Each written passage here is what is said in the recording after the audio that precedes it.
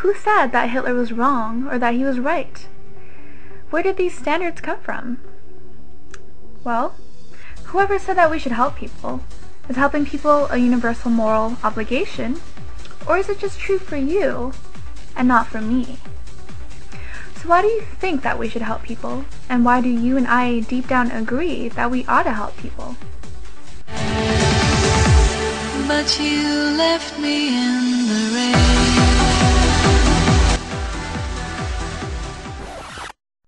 Yeah, so there are a lot of problems here. First one is that she's really equivocating between lawhood on the one hand and objective moral values on the other.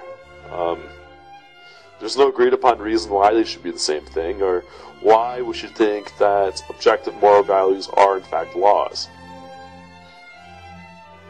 And then there's the question about what exactly is meant by a law. It couldn't be that she means a natural law, for example, because there is no agreement that natural laws require lawgivers. There's only agreement that civil laws require things like lawgivers, but civil laws and moral laws, it's not clear that those are at all the same concept. In fact, there are several theories as to how one could have objective moral values without having anything like laws pertaining to morality, and without having some kind of a being to give those things. For example, if what we mean by objective moral values is that the things that are right to do are the things that maximize human well-being. That's a utilitarian perspective. Sam Harris has a similar view. That view it abounds in the literature. But if that's a view that one could have, there is no clear reason why it would require the actions of a being to construct that thing. It would simply be definitional that whatever it is that maximizes human well-being is what is morally right, and then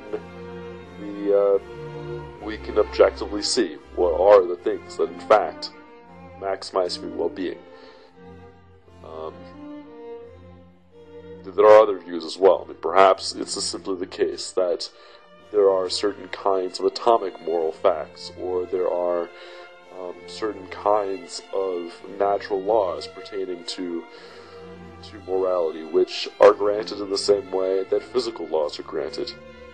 And since there's no agreement that physical laws require a lawgiver, there'd be no agreement that natural laws pertaining to morality would have a lawgiver either. That's called the natural law theory of morality. But there's an even worse sense in which this fails. In fact, there's a sense in which morality could not derive from any intelligent source. Why? Well, if there was a being who merely dictated what morality was, what is often called divine command theory, then his dictations would have either one kind of character or another. They would either be completely arbitrary, that is to say that they would either be his whim, his merely how he felt that day, and therefore would have no other objective backing. If he decided, for instance, that rape or murder was moral one day, then in fact they would be moral that day. On the other hand,